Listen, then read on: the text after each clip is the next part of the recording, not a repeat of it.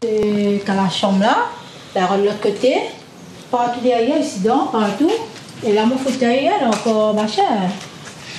Dans la maison de Marie-Thérèse, les stigmates de la dernière inondation sont encore visibles. C'était il y a un an.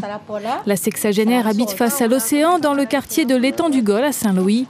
Et à chaque épisode de forte houle ou de forte pluie, sa maison prend l'eau. Il faut faire une solution, parce qu'avec les roches, il ne règle pas ça. Déjà, si ça, tu n'en bats pas, ben, tu gagnes le roche dedans.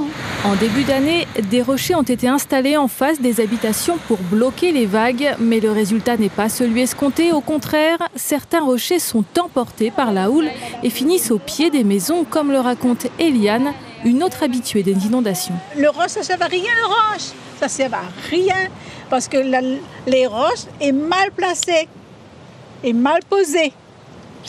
Tu poses quelque chose en biais comme ça, quand la mer vient, il tape dedans. Et là, elle est comme ça. Ouais. Et quand la mer vient, il monte ainsi. C'est un danger en plus pour nous. Lassée de voir son jardin inondé, Eliane ne plante désormais plus rien.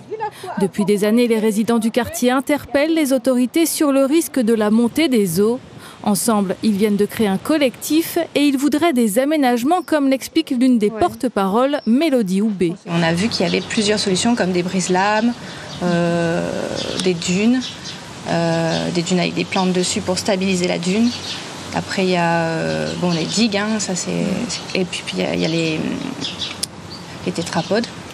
Les octopodes, tétrapodes, voilà, qui peuvent briser la lame avant d'arriver chez nous. Le collectif vient de lancer une pétition qui, à cette heure, a récolté plus de 550 signatures. Elle sera plus tard transmise à la Civis pour enclencher une prise de décision avec un unique but, celui de trouver un aménagement adéquat et sécurisé pour les habitants du quartier.